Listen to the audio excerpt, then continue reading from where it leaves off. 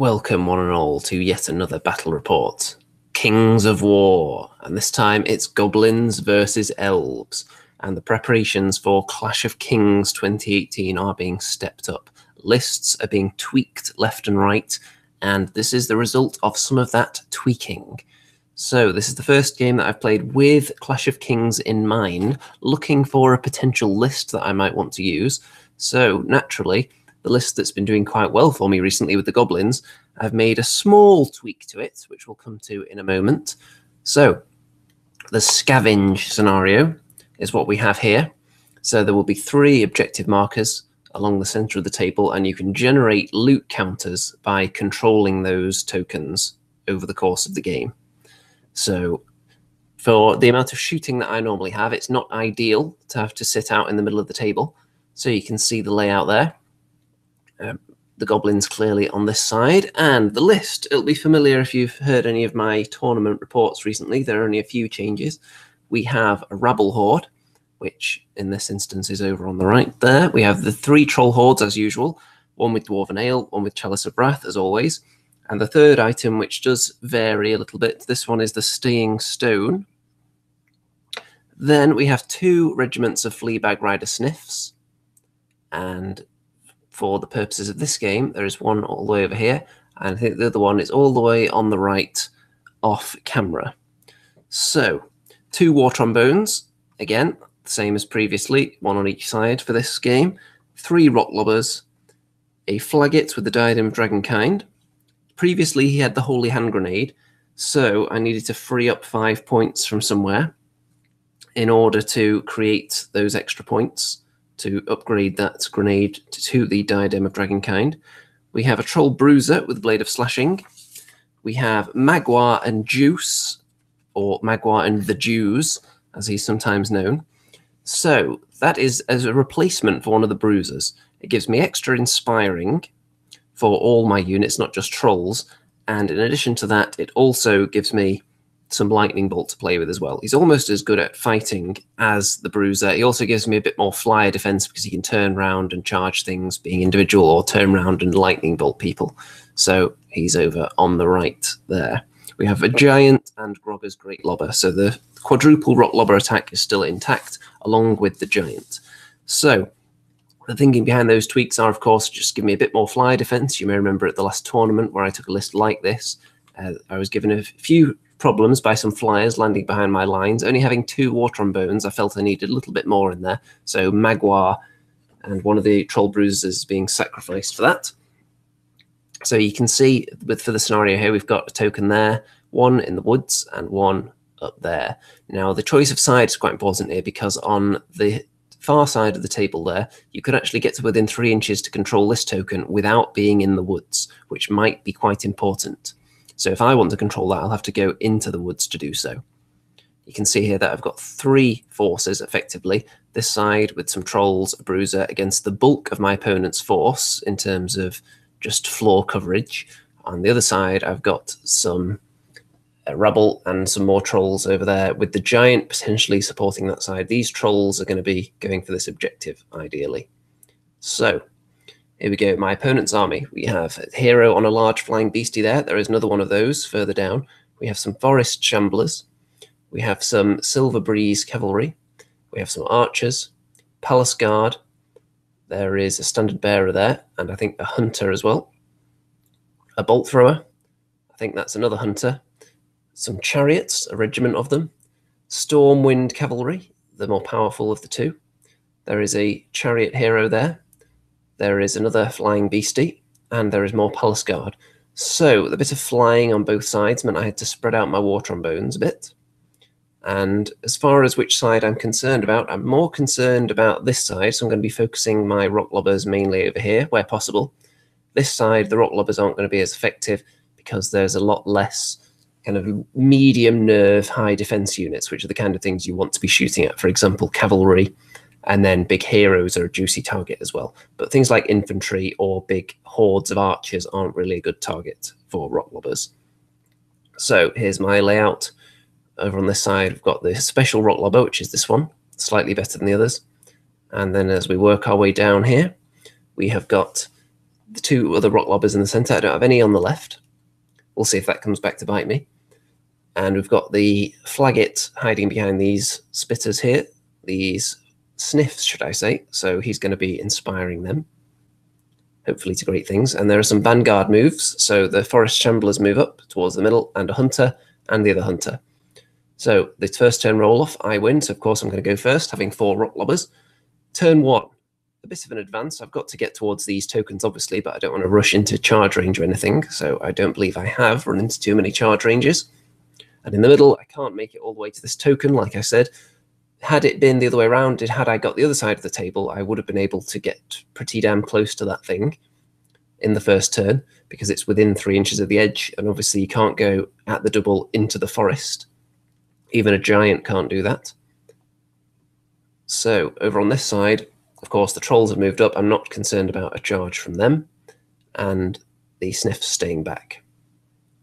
You can see on the clock there as well how much time we've got. We are playing this under Clash of Kings tournament conditions, so if someone with timeout, it would be dice down. So the rock lobbers, what do they do in turn 1?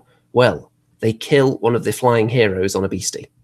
So that is a great start. That's the perfect thing to do in turn 1 with the rock lobbers. You want to kill something that's going to threaten them and threaten my battle line very, very early. So that's what they've done. It's a big blow for my opponent there. And the sniffs, what do? Well, they just put a little bit of damage onto the palace guard. So that's all they want to do, really. They just want to put little bits of damage onto the enemy and maybe get into a position to outmaneuver. It'll be difficult with this particular layout because my opponent has taken both the corners, but we shall see. And there are quite a few shooting attacks in the opposing army as well, which are good at taking down very light chaff shooty units that these guys basically are. So on this side, what does this unit of sniffs do? Well, 3 damage to the other flying beastie. So that's a decent start there. And you can see I haven't got to within range of any of them. I might be within 3 inches of that one, actually. So I might be able to do something there. Okay, turn 1 for the elves. And there is a double charge here on the trolls from one big beastie. I made sure that it wasn't going to be a flank.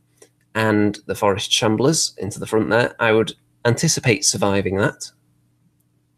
And then I'll be able to hit back with Furious Vengeance in a minute. Over on this side, everything moves up to threaten me, staying outside of my troll charge range, I think. The chariot hero. And I think these chariots have a ranged attack as well. They all put damage onto the sniffs here. The archers on the hill, well, they completely kill off the other unit of sniffs immediately, despite the inspired. So that's a bad start for me there. And the war trombone is killed by the hunter that was somewhere. He was looking through this gap there. So that's not a good start either. And then this unit of sniffs that took damage dies as well. So both units of sniffs dead from shooting in the first turn. Now, I did say that they're susceptible to those kind of attacks. Any kind of shooting, really, they are not good against at all. If you're up against combat units, you can stay out of their range, pepper them with shots, and dance around them, potentially. But when you're against shooty armies, you really have to keep them safe, otherwise they are toast, which I thought I was doing over here by keeping them inspired. But alas, it did not help. Over here, these trolls don't take much damage at all. And that's how it looks. So I've lost some of my very important units there. So that's not good. Turn 2. And on the counter charge here, the trolls take out the forest shamblers, and the bruiser puts a bit of damage onto this guy, so he's not going to be able to fly. So that's okay. The trolls are moving up into the woods, where they're going to stay and demand cover for the rest of the game, hopefully, and just generate tokens there. The giant is going over this way because he wants to threaten this area. I suspect the enemy units over there are going to pile in towards this token, but if they do, they've got giant, they've got trolls staring at them, not to mention Magua and a trombone backing up this rubble. What do the rock lobbers do this time? Well, they actually kill the chariot horde, which is nice. So the rock lobbers doing their job so far. Then on to turn 2 for the elves. So they decide to pile in on the rubble with the Stormwind Cavalry and the Chariot Hero. So that could potentially be bad news. If they can kill that unit and then rotate and maybe turn it into a bit of an even fight there. But if they don't kill that unit of cavalry are going to be immediately toast because there's a possible double flank charge on them if they don't kill them. And the chances of them killing that unit, I would say, is not that high. They would need to get a very, very successful attack round in because Magua is there inspiring them as well. Over on this side, this guy here, this little hunter, is hiding from the giant, I think.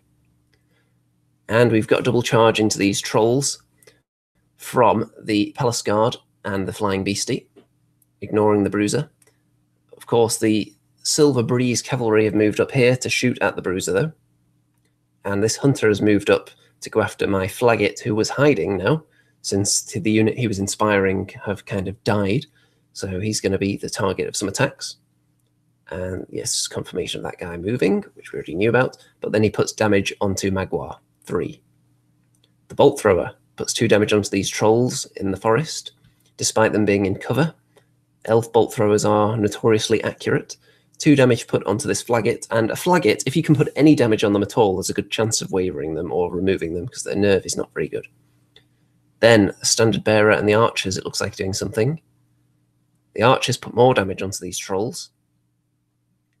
And the Standard Bearer and the Silver Breeze Cavalry put 3 damage onto the Bruiser there, who becomes wavered from it. Oh dear, that's a very unfortunate roll for me there. So him becoming wavered could be bad news and potentially could lose me this side of the table here. And the Flaggit becomes wavered on 2 damage as well, which isn't outside the realms of possibility. It's quite likely to happen as soon as he takes any damage at all.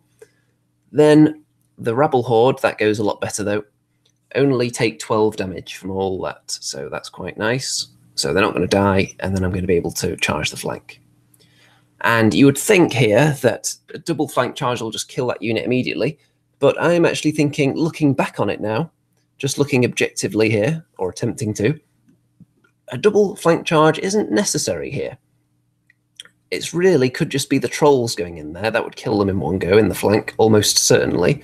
And even if they don't, the knights aren't then going to be able to kill the trolls on the countercharge, probably, with their thunderous charge removed. So I don't think the giant really needs to get involved in this. So he could potentially stick around over here because there is a critical objective there. But you'll see in a minute that I do pile them both in, thinking that I'll need some assistance with the Palace Guard that are behind there. So they do actually kill that horde. Nope. That's not. That's the troll horde there. Yeah, there we go. So I'll just show you where that was. That was this troll horde here. They get killed by the Flying Beastie and the Palace Guard there. So that's not very nice. They've gone. So this flank is pretty much toast now. So I'm going to have to give up on this, which is going to allow my opponent to generate tokens for the rest of the game there, unfortunately, because none of my artillery is over there either. So perhaps I went a bit weak on that flank. And they're repositioning, so this guy is not staying in the trolls, in the troll bruiser's charge arc at any point, but he's wavered regardless. Turn 3. So what do? I rotate the bruiser so that the only unit that could potentially charge him now don't have a front charge on him, because the other units are facing away from him. And these trolls generate a token there. Rock Lobbers, what do they do this time? Well, put a bit of damage onto those Palace Guard that are just sitting on there, and they're going to generate tokens in a minute. And a bit of damage onto the Archers. Just 1, though, unfortunately. Over here, you can see I do send in that double charge that was probably overkill, but the Giant and the Trolls do successfully take out the Stormwind Cavalry. And then the Rabble here countercharged into the Chariot, and they did a bit of damage, only 3. And I think the War Trombone... the War Trombone hasn't done anything yet, actually. It's just on the hill there. Can't see anything else at the moment. But Magua has moved over there because I think he was going to be using his lightning bolt on something over here. I think that hunter there, perhaps. Who's on 1 damage. Turn 3 for the Elves. So the Chariot and the Palace Guard decide they're going to try and finish off this Rebel Horde. And the Palace Guard over on that side do generate a token. And then they've positioned themselves so that they're not in the Bruiser's charge arc for next turn.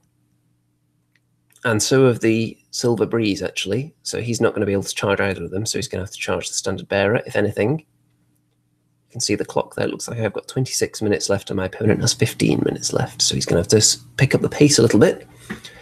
And over here, you can see that this guy, he's now getting in line to start munching through my war machines in the last few turns.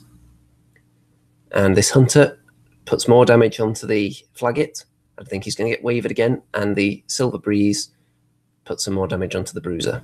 The Archers put more damage onto these Trolls here in the center who are collecting tokens. They don't want to become wavered because only non-wavered units can generate loot tokens, and they're on their own there since the Giant ran off. So the Flaggit becomes wavered again. Magwar gets wavered by a small shooting attack as well. And the Rabble, as expected, since they're already on 12 damage, they go down to those 2 units there. So that's how they position themselves, which means I'm not going to be able to charge the Palace Guard with either of these because the Trolls wouldn't be able to get to them with just a single pivot, which is unfortunate. Turn 4. So I decided to double charge the Chariot and kill it, as you'd expect. So it's just going to be the Palace Guard to go for next. Over here, the War Trombone as well went around the back and tried to toast the Palace Guard, but didn't put enough damage on them, so I'm going to have to deal with them now. Rock Lobbers put more damage onto the other Palace Guard. These are the ones on the left-hand side, as I look at it, that are generating tokens, so they're heavily damaged now. Then the Troll Bruiser only manages to waver this Standard Bearer. I think I only did 2 or 3 damage. So it would have been nice to kill that and then turn around and threaten the other units, but it looks like the Bruiser's stuck fighting this thing.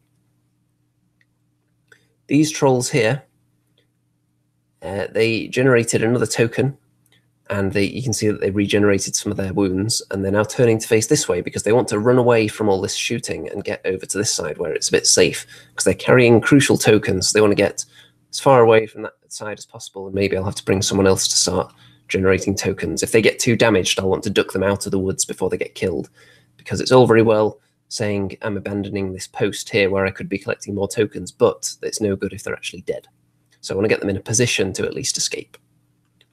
And they're not going to get charged by anything over there. So over on this side, you can see more Rock Lobbers are about to die. Turn 4. So, yep, he charges into the big Rock Lobber. He's going to kill that in one go quite easily. These Palace Guard, a lot of them have fallen off the base here. They're starting to collect tokens now. And this is on the left, where the Bruiser is caught up fighting this guy after failing to kill him. So he's positioned everything around this token. So even if I kill one of the units, he's still going to be able to claim a token there. And it also means, since the Archers have moved, the Bruiser can now not charge them. Over here, the Palace Guard go into the Trolls. I'm not too concerned about that. And the Flaggit goes down from another Hunter attack. These Trolls become wavered now, only on 5 damage, so it was a good roll to get them to the point of wavering. But that means they're not going to be able to collect any more tokens next turn, and, crucially, they can't move away. They could have moved backwards, but they now don't want to move backwards because they'll be moving towards the enemy shooting, out of cover. So that could backfire there. 3 damage on those Trolls, they'll be fine. And this unit here that became wavered, this unit of Trolls, these are the ones with the Chalice of Wrath, so they're not going to be able to avoid the effects of that waver because it happened as a result of shooting and not combat. Over here you can see, of course, that the Great Lobber goes down, and he then turns to face that way a bit, just to threaten various positions. Turn 5. So, of course, the Giant and the Trolls kill off the Palace Guard, and now they're going to be able to generate tokens. I steal the token that Palace Guard unit generated. I think they were a bit hasty in generating that token earlier because it was obvious I was going to win this flank, so I've stolen that one off them now. Magwar, what does he do? Well, he wavers this big flying beastie, which is going to buy me some more time with my war machines if he was planning to attack them. And these Rock Lobbers put more damage onto the Archers, but it's only 7 so far, and they're a big horde. So generally for a horde like this, you're looking at least nerve of 21 or something to kill them. So it's going to take a while. Then we have Mr. Bruiser going back in there and manages to waver this guy again. Despite the fact that he's now got him up quite high in the damage, it looks like there's a second dice there, so it's at least 7 damage. Only wavers him again. Wow. So the Bruiser is really getting stuck there. I mean, I could have just ignored that guy this turn and turned round to face these units and threaten them, but I thought, yeah, I'm bound to kill him this time. But no. Turn 5 for the Elves, so they're just repositioning around there, generating tokens on the left here. You can see how they're all positioned. These guys are turned to threaten the Bruiser now. The Hunter moves into the middle. And this troll unit, it looks like they become wavered again. So they're actually on less damage than they were last time, I think, because they had their regeneration, of course. So it's, again, a very good roll to get them wavered. Oh, no, it's not. They've actually gone up to 10. So there you go. So they were shot from down here. The archers and the bolt thrower must have all hit then. So a bit of premature picture describing there. Turn 6. So it's not looking good for the goblins at the moment, because this unit can't be picking up more loot tokens, and they're at death's door and they can't escape because they keep being wavered over and over again. So Magua finishes off the flying hero on the beastie though, so that's good, and the trombone as well. And look at this. So the bruiser goes into that thing again, gets it up to 9 damage now, but double 1, so can't even kill it now in turn 6. So even if there's a turn 7, he's effectively useless. Should I have given up trying to kill this guy and just turn around to face the more pressing matters? Yes, of course, but that's with hindsight, isn't it? And I also rolled another double 1 earlier after rock lobbing these archers, which wasn't as critical a double 1 because you can see they're only on 14, but just to show you that I did roll that fabled double 1 on 2 consecutive nerve tests. These trolls are just really sitting there. They did regenerate 5 wounds though, so they might yet live.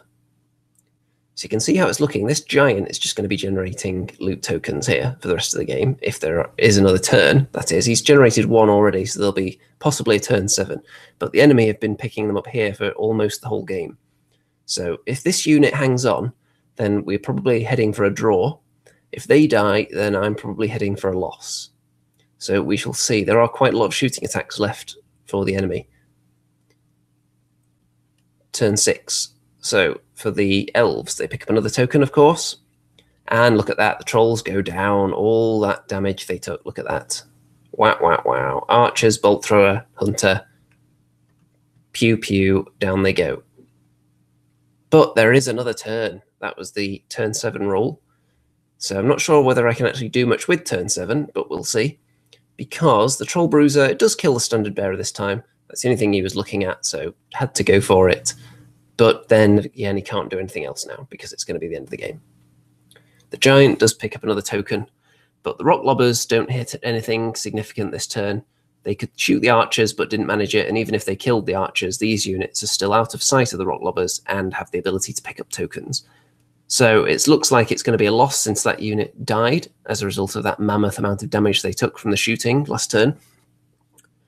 And turn 7 for the elves, so they pick up another token and shoot Magua, and then the clock ticks over to 0 seconds just as the nerve roll was being taken. So it would have been up to probably my discretion whether that was allowed to go or not, but it hasn't made any impact on the game or not because the game did end after the first nerve roll, but he could have just thrown another pair of dice and possibly got him on the re-roll. But time did tick over to 0. It's not going to affect the game whatsoever, him being alive or dead. So you can see the final token count. Elves have 2, plus 3 there, so that's 5. I've got 3. So, yep, as I said, because that unit of trolls didn't survive, it is a loss. Had they lived, of course, could have been a draw, most likely. If they hadn't become wavered earlier on, then possibly I could have even got a win with this setup. If they'd been able to generate an extra token, then that would have been nice. But again, they still could have died carrying all that stuff. The giant over there possibly could have been more useful here. Like I said, wasn't necessarily required over on that side. And he could have been there to pick up the pieces of this death over here. And I could have been on 2 of the objectives for longer in the game, which would have been nice. Overall, I think I was lacking a bit on the left flank. As you can see, he was able to surround this token and be out of sight of all my artillery. So the way I positioned it, I set it up to look in the first couple of turns at the most dangerous units, which to my eye were the cavalry, the chariots, and flying beasts. And more of that stuff was over here. So that's where I had all my rock lobbers focused. So maybe if I had 1 or 2 on this side of the house, then I could have potentially threatened this area until later in the game. Losing the 2 Fleabag Rider Sniff units very early didn't help, because they were going to be crucial in a scenario like this. They can dance around from place to place, threatening wherever they're required, and could have even been useful for war machine hunting if they'd lived a bit longer. and one of the war trombones going down as well. That prevented me from having as much flyer defense as I would have liked, but his flyers didn't really focus too much on anywhere too dangerous. One of them died instantly, and the other one was caught up down here. It got stuck in a fight in this area, and then once it got here, it only really killed one rock lobber throughout the game, I think, and then it was wavered, and then it was killed. So I can't really blame the lack of flyer defense too much for this one. I think maybe going for overkill over here was crucial. Not enough left in the middle when there was that vital objective there that was going to be uncontested for the whole game, clearly. So I thought maybe one unit would be enough, but no, could have kept two there though. Over on this side, maybe I didn't have enough units over there to deal with this big force of the enemy. Obviously, when you're deploying, you can't just see exactly where your opponent's putting everything, but I could see pretty much that he was going for the flanks. So maybe I could have put even less in the middle and focused more on the flanks and maybe had more of a chance in this fight over here. But there you go. So this is the kind of list that always concerns me, though, in a tournament when I take a list like this, because my aim is to outshoot the enemy, and elven shooting is just a lot more reliable. So if he's able to shoot down all my shooty units, then it's kind of messes me up. What I want to face is just entirely combat army that's walking towards me, because all my shooty units are very vulnerable to enemy shooting, especially enemy shooting that's very reliable, like elves. The bolt throwers hit quite often. The archers are very accurate as well compared to other races. So it's kind of the nightmare matchup when you come up against other shooting that's more reliable than yours. Rock lobbers, of course, can always miss. In this game, they actually did some good. But a lot of my shooting units are very feeble at taking the hit back, whereas the elven archers, for example, can take a hit when they're shot at. Goblin spitters, of course, are a unit that can take a bit of punishment back, whereas the fleabag rider sniffs, the reason I prefer them is the extra mobility for running out and threatening flanks and taking objectives that are further away. So it's a tough one. There is going to be more tweaking, I think, and I may possibly change the tried and trusted quadruple rock lobber attack, because it gives me a lot of points tied up in those war machines. And this game, it didn't affect me too badly. It was other units that really let me down here rather than them. But in the games I've struggled in, the rock lobbers, when they fail, which they will do, probably once per tournament, you have one game where they do very, very little. In this particular army list, that's 360 points that aren't contributing anything at all. So I'm thinking of messing with that formula before Clash of Kings. We shall see, though, because the quadruple rock lobber has already won me 2 podium trophies this year. So do I want to break a winning formula? Is it going to be a tournament winning formula, though? That's the question. Or is it bound to let me down in one game during a tournament, which might be enough to get me into a second or a third at a small tournament, but would it be enough to claim first when there's going to be that one game where they let me down? Decisions. I'm going to do more tweaking and testing and practicing over the next couple of weeks anyway. And as the big tournament approaches, we'll see whether my list resembles this in any way, shape or form. I'm sure the core is going to be the same. The 3 troll hordes I really like. They generally perform well. The troll bruisers I'm a big fan of. I think I was missing the second one in this game, because even though on paper Magua looks almost as good in combat as a troll bruiser, you're more hesitant to throw him into something because there's the possibility that he can be hit back. He's not as good in defense. So when they countercharge on him, if it's part of a multi-charge that you've made, they can then overrun him into the other unit that you charged with, because he's an individual, technically. So, do I want to stick with him? Do I want to maybe bring in some more annoying shooting attacks? Do I want a wizard with that cheap lightning bolt? Decisions. You'll have to tune in and find out, I suppose, won't you? I'm sure there are going to be more battle reports in the coming weeks. And if you're getting Goblin overload from the last few tournaments, then don't worry, because after Clash of Kings, we're going into the League of Rordia. And I'm currently painting up 3 infantry hordes and an iron beast right here. I'm probably about a quarter of the way through with the painting on those, so they're not far off at all. Should be done immediately after Clash of Kings, so I can start looking at tournaments to use them in straight away. So you can look forward to that, and you can look forward to all the other wonderful video content on this channel.